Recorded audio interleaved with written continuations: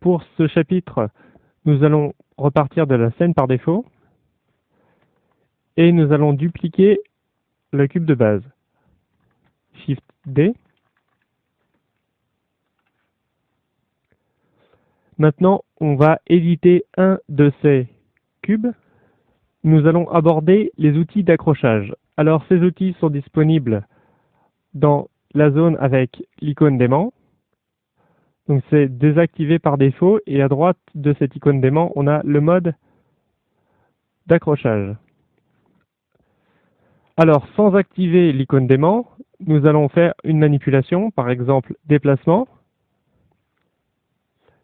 Et si on veut utiliser temporairement l'outil d'accrochage qui est par défaut en mode incrémental, c'est-à-dire qu'il va utiliser la grille, si je maintiens CTRL pendant ce déplacement, en fait, je vais faire en sorte que l'objet qui sera déplacé va accrocher la grille.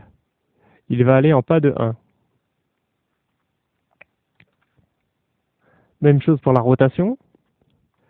Si je fais une rotation et que je maintiens CTRL, je fais des rotations par pas de 5.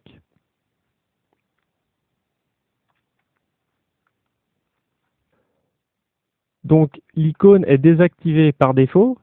Ça veut dire que pour l'activer temporairement, je vais passer par l'appui de la touche CTRL.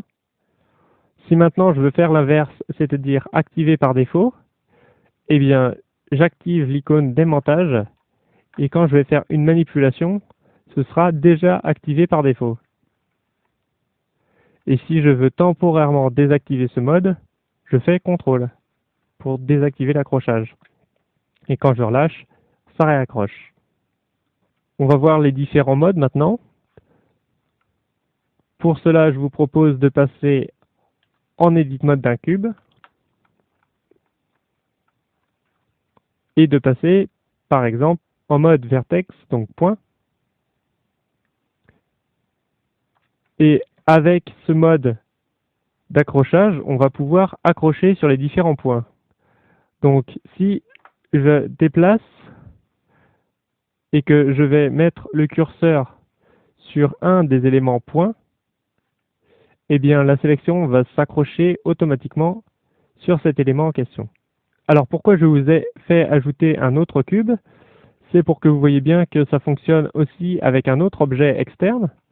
Si je déplace le curseur sur les points de l'autre géométrie, ça fonctionne de la même manière.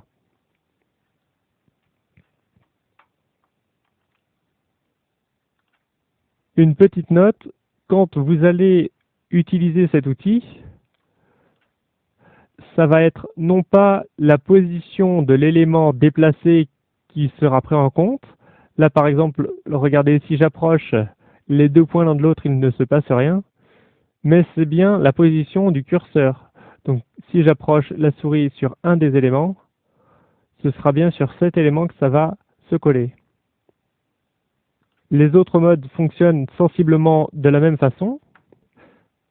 Donc là, si je passe depuis Vertex en Edge, donc je vais coller au segment et non plus au point. Donc si je fais une manipulation et que je vais le long d'un segment, eh bien ça colle automatiquement le long de ce segment. Même chose pour la face.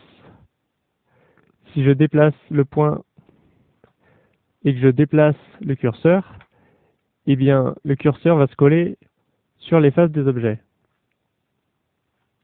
Et uniquement les faces.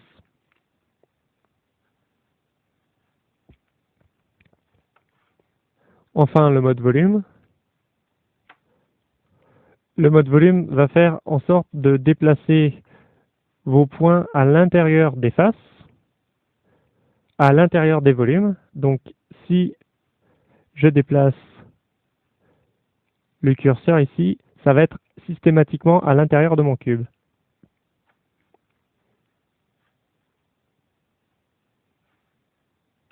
Donc maintenant, si je désactive l'outil d'accrochage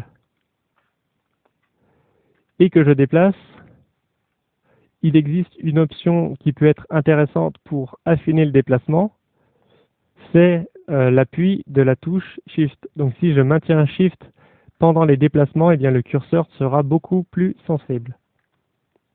Donc là, c'est avec Shift enfoncé. Et si je relâche Shift, c'est beaucoup plus brutal.